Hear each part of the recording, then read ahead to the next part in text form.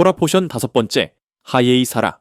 창세기 23장 1절에서 25장 18절 말씀, 열왕기상 1장 1절에서 31절 말씀, 빌립보서 2장 5절에서 11절 말씀입니다. 이번 주 주제는 사라의 생애입니다. 창세기 23장에서 아브라함의 아내 이삭의 어머니가 127년을 살고 죽습니다. 인생을 떠나는 배에 비유하자면 배가 떠날 때 배는 저 멀리 우리 시야에서 점점 사라집니다. 하지만 반대편에서 본다면 그 배는 점점 가까이 다가오고 있는 것입니다. 사라의 모습을 이 세상에서 더 이상 볼 수 없지만 한편으로는 하늘나라에서는 그녀를 볼 수 있습니다. 메시아 예슈아 안에서 인간의 죽음은 절망도 아니고 슬픔도 아닙니다. 그 죽음을 넘어서는 새 소망이 있기 때문입니다. 그녀는 하나님의 품으로 돌아갔고 그곳에서 영원한 안식과 평화를 누릴 것이기 때문입니다. 죽음은 하나님 안에서 신비스러운 문입니다. 주님께서는 성도의 죽음을 귀중히 보신다고 하십니다. 이 세상 풍파에서 믿음을 지키기 위해 싸운 삶을 귀중히 보십니다.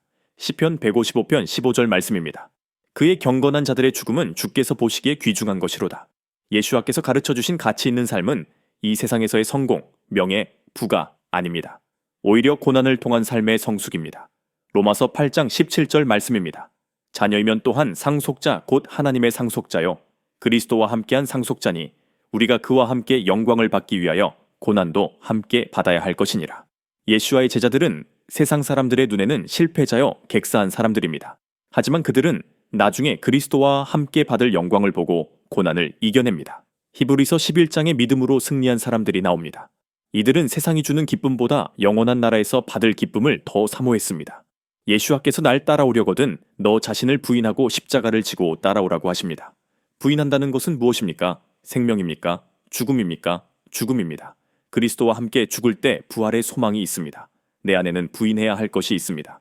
선악과를 먹은 내 자아입니다. 선악을 판단하는 기준이 내 자아가 되었습니다. 그것이 모든 비극을 가져옵니다. 상대방의 말을 들으려 하지 않고 자기가 가진 지식과 기준으로 판단하고 정죄합니다. 선악을 판단하는 것은 주님이셔야 하는데 그분보다 내가 먼저 판단하는 자리의 중앙에 있습니다.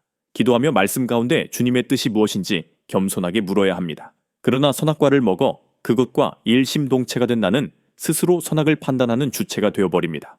이것을 부인하지 않으면 주님의 길이 보이지 않습니다. 내 자아, 즉 모든 것을 판단하는 주체가 된 나를 부인하는 것은 정말 힘든 일입니다. 내 자신을 하나님의 법 아래 내려놓을 때 괴롭고 힘이 듭니다. 주님의 말씀이 내 삶의 기준이 되는 연습을 신앙이라고 말합니다. 이 신앙 속에서 추구하는 것은 주님의 발자국을 따라가는 것인데 사실 그 길이 생명처럼 보이진 않습니다. 나의 십자가를 지고 어디를 가겠습니까? 그 십자가는 결국 내가 죽어야 할 곳입니다. 그런데 우리의 모습은 어떻습니까? 우리는 교회를 다니고 주님을 믿으면서도 나의 방식 안에서 나의 기준으로 내가 원하는 행복을 꿈꿉니다. 부, 성공, 명예, 장수 등등. 하지만 사실상 이 세상에서의 삶은 우리가 원하는 이 모든 것을 주님께서 넘치도록 주시기 위해 먼저 우리를 테스트하시는 기간입니다. 광야의 삶입니다.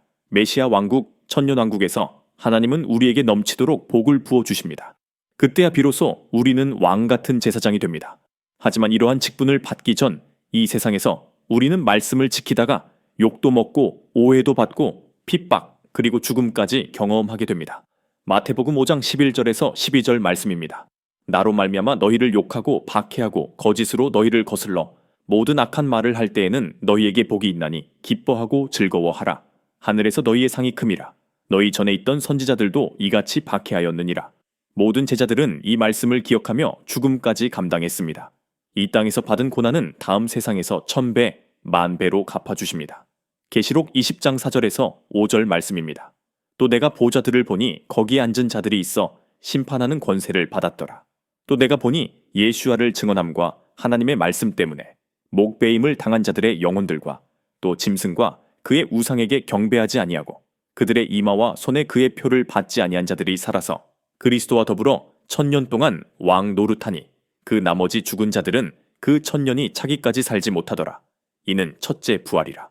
주님을 위해 고난받은 자들의 상급은 첫째 부활이라고 합니다.